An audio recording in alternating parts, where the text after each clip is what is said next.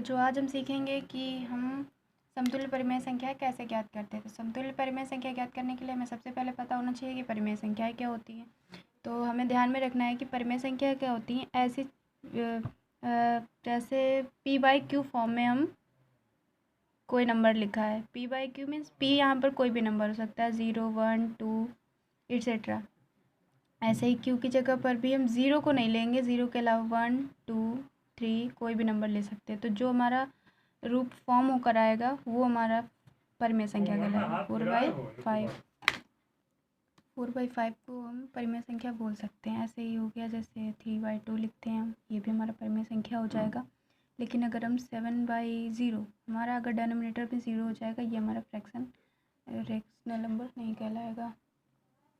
Next, अब हमें निकालना है, जैसे हमारे पास कोई भी फ्रैक्शन दी है 4/3, इसको मैं समतुल्य परिमेय संख्या निकालनी है। तो समतुल्य परिमेय संख्या निकालने के लिए हमें क्या याद रखना है कि हमेशा हमें कोई भी एक नेचुरल नंबर लेना है। नेचुरल नंबर 0 से लेके कोई भी नंबर हमारे सारे नेचुरल नंबर होते हैं।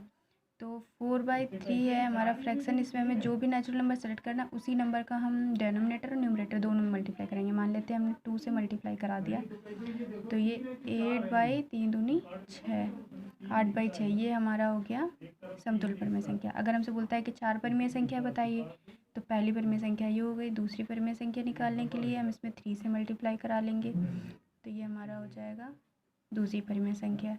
इसी प्रकार से तीसरी परिमेय संख्या निकालने के लिए 4 से मल्टीप्लाई करा लेंगे, तो ये हमारी हो गई चौथी समतुल्य परिमेय संख्या। इस तरह से जितनी समतुल्य परिमेय संख्या पूछी जाएंगे हम उतने ही समतुल्य परिमेय संख्या ऐसे नंबर्स को इंक्रीज करके बढ़ाते हुए मल्टीप्लाई करके निकाल लेते हैं।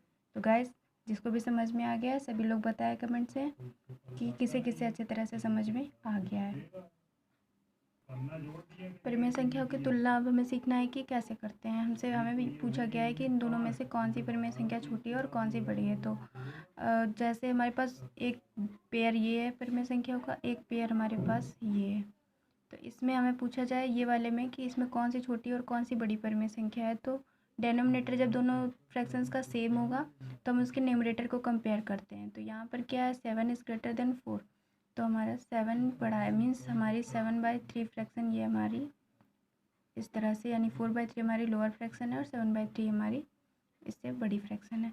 अब इस तरह के जिसमें डिनोमिनेटर सेम नहीं होता है, इस तरह की परिमेय संख्या को कैसे कंपेयर करते हैं, तो इन्हें हम सबसे पहले इस तरह अलग लिख लेते हैं। उसके बाद दोनों के डिनोमिनेटर का एलसीएम निकालते हैं। एलसीएम निकालेंगे तो इसका एलसीएम आएगा